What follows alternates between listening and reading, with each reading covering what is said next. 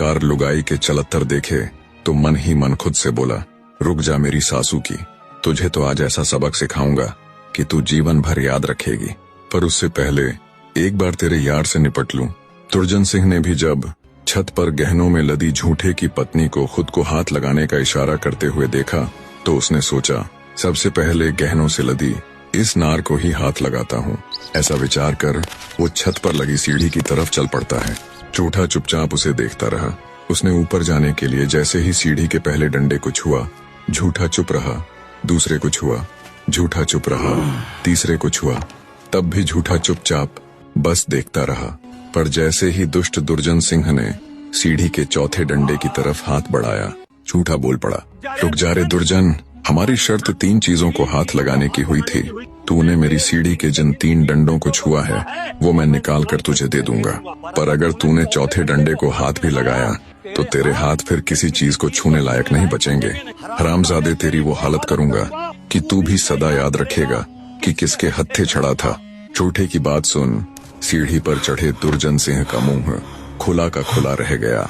मारे डर के वो चुपचाप नीचे उतर आया और मौजूद मुखिया और पंचों से हकलाते हुए बोला, ये क्या बात हुई भला?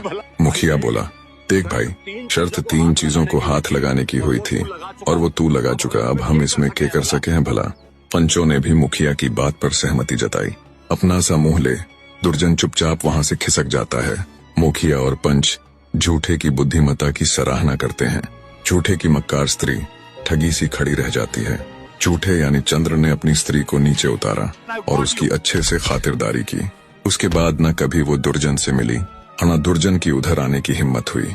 धीरे धीरे गांव वालों को ये पता चल गया कि झूठे यानी चंद्र ने हकीकत में गंगा स्नान पश्चात अपनी झूठ बोलने की आदत को त्याग दिया था।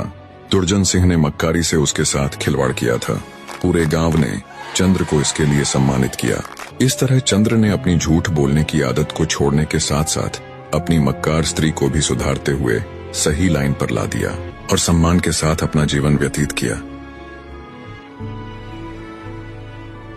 निष्कर्ष कहानी का सबसे सुंदर पहलू यह है कि चंद्र ने न केवल अपनी झूठ बोलने की आदत छोड़ी बल्कि दूसरों को भी सही मार्ग दिखाया, चाहे वह ठगिनी हो या उसकी अपनी पत्नी।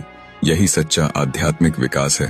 अंततः अपने विवेक को हमेशा जागृत रखें, क्योंकि यही आपका सबसे बड़ा रक्षक है। अंत तक बने रहने के लिए आप सबका आभार। जल्दी ही फिर मिलेंगे एक नई कहानी के साथ।